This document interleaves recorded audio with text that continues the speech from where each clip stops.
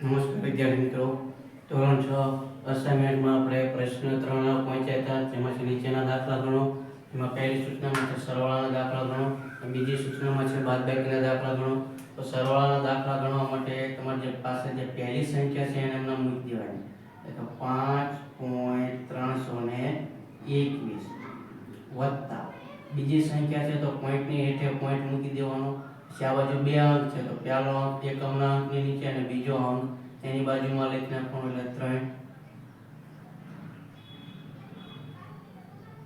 પછી પોઈન્ટની આ બાજુ ખાલી 3 છે તો એ દશાંશના ખૂણામાં લખી નાખવાનું. ત્રીજી સંખ્યા છે 12.24 તો પોઈન્ટની નીચે પોઈન્ટ એકમના અંકની નીચે એકમનો અને દશકના અંકની નીચે દશકનો. પોઈન્ટ પછીના જે અંક આપ્યા છે તે ક્રમમાં લખતા જઈએ. બધાનો સરવાળો કરવાનો. જ્યાં અંક નથી આપ્યા ત્યાં આપણે શૂન્ય મૂકી શકીએ. તો સરવાળો કરીએ. 1 નો 1 4 + 2 6 3 ને 3 6 ને 2 8 પોઈન્ટ નો પોઈન્ટ 5 + 6 11 11 ને 2 13 નો તગડો વધી 1 3 ને 1 4 ને 1 5 તો આનો જવાબ શું છે 53.861. ત્યાર પછી બીજો દાખલો છે એમાં પણ જોઈએ તો 3.5 વત્તા પોઈન્ટની નીચે પોઈન્ટની આ બાજુ એકમના ખાનામાં 6 દશાંશના ખાનામાં 2 અને શતાંશના ખાનામાં 1. ત્યાર પછી પ્લસ પોઈન્ટની નીચે પોઈન્ટ મૂકી દઈએ. એકમના ખાનામાં 8 દશકના ખાનામાં શું આવશે 1. પછી પોઈન્ટની પોઈન્ટ પછી દશાંશના ખાનામાં 2 શતાંશના ખાનામાં 7 અને સહસ્ત્રાંશના ખાનામાં 5. આનો સરવાળો કરીએ તો અહીં ઉપર કઈ નથી ત્યાં આપણે 0 મૂકીએ અને 0 ન મૂકો તો ડાયરેક્ટ પણ થાય. 5 ને 5 7 + 1 8 2 ને 2 4 4 ને 5 9 પોઈન્ટ નો પોઈન્ટ 8 ને 6 14 14 ને 17 નો સાકરો વધી 1 1 + 1 એટલે 2 27.985.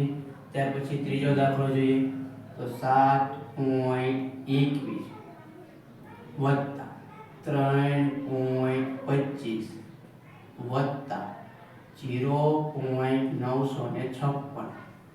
આનો સરવાળો કરીએ.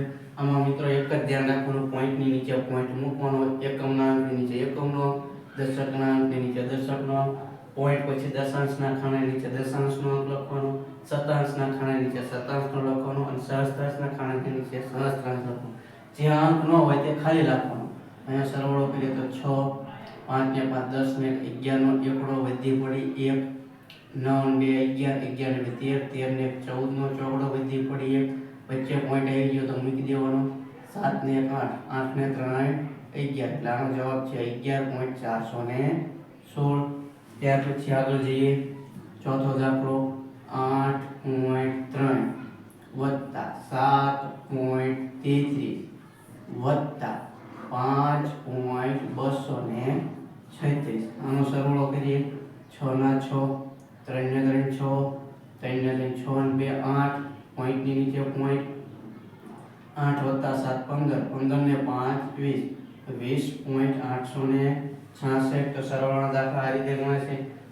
ત્યાર પછી બાદબાકીને આપ્યા છે તો બાદબાકીમાં પણ એવું જ કરું. પહેલા પહેલી સંખ્યા મૂકી દેવાની 15.002 માઈનસ પોઈન્ટની નીચે પોઈન્ટ મૂકી દેવાનો. આ પોઈન્ટની આગળ એટલે એકમના ખાનામાં 8 દશાંશના ખાનામાં 9 શતાંશના ખાનામાં 3. અહીંયા જ્યાં નથી ત્યાં આપણે 0 એડ કરી શકીએ. તો 2 માં 0 જાય તો 2 ના 2. 0 માંથી 3 નો જાય દશકો અહીં 0 છે નો આવે એની આગળની સંખ્યા આપણે દશકો લેવી એટલે અહીંયા 4 વધે, અહીંયા 9 અને અહીંયા 10. 10 માંથી 3 જાય તો 7 વધે, 9 માંથી 9 જાય તો 0 વધે, પોઈન્ટ નો પોઈન્ટ 4 માંથી 8 નો જાય એટલે દશકો લો એટલે એક બાદ કરો એટલે 0 થઈ જાય. 10 + 4 14 14 માંથી 8 બાદ કરું તો 6 વધે 6.072 આનો જવાબ. ત્યાર પછી બીજો દાખલો જોઈએ 18.023 માઈનસ 7.839. બાદબાકી કરીએ 3 માંથી 9 નો જાય દશકો લો અહીંયા 1 અહીંયા 10 10 ને 3 13 માંથી 9 જાય તો 4 વધે, 1 માં 3 નો જાય દશકો અહીંથી 9 અહીંથી દશકો લો એટલે અહીંયા 7 વધ્યા. અહીંયા 10 મૂકું 10 માં સોરી અહીંયા 9 આવશે, અહીંયા 10, 10 વત્તા 1 11, 11 માંથી 3 જાય તો 8 વધે, 9 માંથી 8 જાય તો 1 વધે, પોઈન્ટ 9 પોઈન્ટ, 7 ને 7 જાય 0 અને 1 નો 10.184. ત્યાર પછી ત્રીજો દાખલો 34.113 માઇનસ 15.236. બાદબાકી કરીએ, 3 માં 6 માં જાય 10 કોલો 0, અહીંયા 10, 10 ને 3 13, 13 માંથી 6 જાય તો 7 વધે, 0 માં 3 નો જાય 10 કોલો, અહીંયા 10, 10 માંથી 3 જાય તો 7 વધે, 0 માંથી 2 નો જાય 10 કોલો, અહીંયા 3, અહીંયા 10 થાય, 10 માંથી 2 જાય તો 8 વધે, પોઈન્ટ 9 પોઈન્ટ, 3 માંથી 5 નો જાય 10 કોલો 2, અહીંયા 10 ને 3 13, 13 માંથી 5 જાય તો 8 વધે, 2 માંથી 1 જાય તો 1 વધે, 18.877. ત્યાર પછી ચોથો દાખલો જોઈએ, 42.245 માઇનસ 19.936. બાદબાકી કરીએ, 5 માં 6 માં જાય 10 કોલો, 1 ઓછો કરો એટલે 3, અહીં 10 કો મૂકું, 10 વત્તા 5 15, 15 માંથી 6 જાય તો 9 વધે, 3 માં 3 જાય તો 0 વધે, 2 માં 9 નો જાય 10 કોલો, અહીંયા 1, અહીંયા 10, 10 ને 2 12, 12 માંથી 9 જાય તો 3 વધે, પોઈન્ટ 9 પોઈન્ટ, 1 માંથી 9 નો જાય 10 કોલો, અહીંયા 3, 10 ને 1 11, 11 માંથી 9 જાય તો 2 વધે, અને 3 માંથી 1 જાય તો 2 વધે. આનો જવાબ છે 22.309. દાખલા ગણો. એમાં પહેલા દાખલામાં કીધું કે સૌરભે 6 કિલોમીટર ચાલવાનું હતું, તેમાંથી તે 2.350 કિલોમીટર ચાલ્યો. હવે તેને કેટલું ચાલવાનું બાકી રહ્યું? તો કુલ કેટલું ચાલવાનું હતું? 6 કિલોમીટર. તો આપણે લખીશું કુલ અંતર. કુલ અંતર કેટલું હતું એની પાસે? 6 કિલોમીટર. એમાંથી ચાલ્યો કેટલું? 2.350. તો ચાલેલ અંતર બરાબર 2.350. બાકી રહ્યું મતલબ કે શું કરવાની? બાદબાકી. તો 6 માઈનસ 2.350 બાદબાકી કરીએ તો પોઈન્ટની ઉપર પોઈન્ટ મૂકી અને બાકીના ખાનામાં આપણે 0 મૂકીને આ દાખલો ગણશું. 0 માં 0 જાય તો 0, 0 માં 5 નો જાય, અહીંથી 10 કરો એટલે અહીંયા લીધા 5, અહીંયા 9, અહીંયા 10, 10 માંથી 5 જાય તો 5, 9 માંથી 3 જાય તો 6, પોઈન્ટ 9 પોઈન્ટ, અને 5 માંથી 2 જાય તો 3.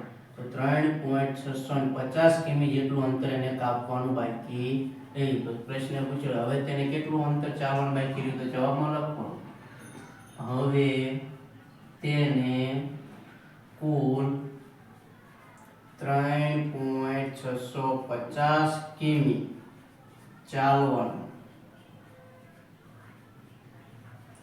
બાકી રહ્યું. ત્યાર પછી આગળ દાખલા નંબર 2 માં છે, રમાએ સવારે 5.750 કિગ્રા બટાટા ખરીદ્યા અને સાંજે 2.450 કિગ્રા ડુંગળી ખરીદી. તો આ દિવસમાં તેણે કુલ કેટલી ખરીદી કરી? તો બટાકા કેટલા ખરીદેલા છે? તો બટાટા બરાબર 5.750 કિગ્રા. ડુંગળી કેટલી ખરીદેલી છે? તો ડુંગળી બરાબર 2.450 કિગ્રા. તમને શબ્દ આપી દીધો કુલ કેટલી? કુલ તો બંનેનો સરવાળો કરવાનો. 5.750 વત્તા 2.450 સરવાળો કરી દઈએ. 0 વત્તા 0 એટલે 0, 5 5 10 ની શૂન્ય વધી 1, 7 ને 1 8, 8 ને 4 12 નો બગડો વધી 1, પોઈન્ટ 9 પોઈન્ટ, 5 ને 1 6 ને 2 8, તો 8.200 કિગ્રા. આટલી એને આખા દિવસમાં ખરીદી કરી હશે. તો જવાબ આખો આ રીતે લખાય. તો આ દિવસમાં તેને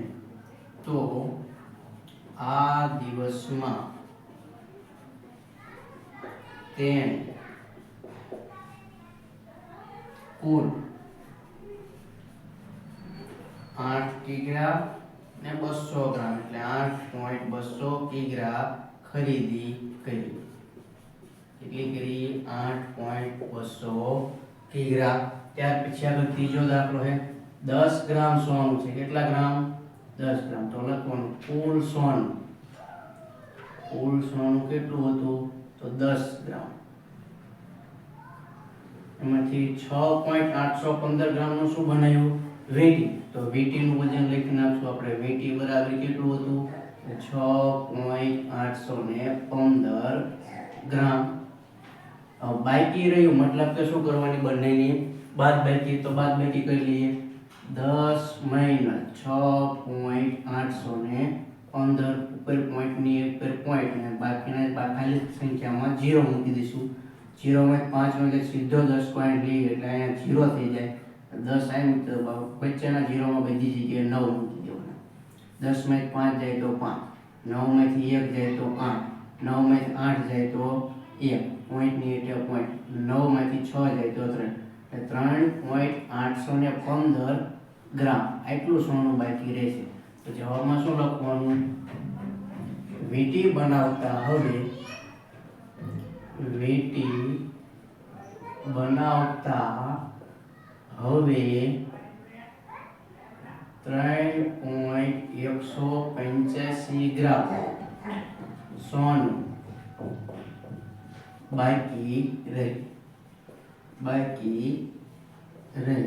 ત્યાર પછી ચોથો દાખલો 51.13 મીટર જેટલી દોરી હતી એની પાસે.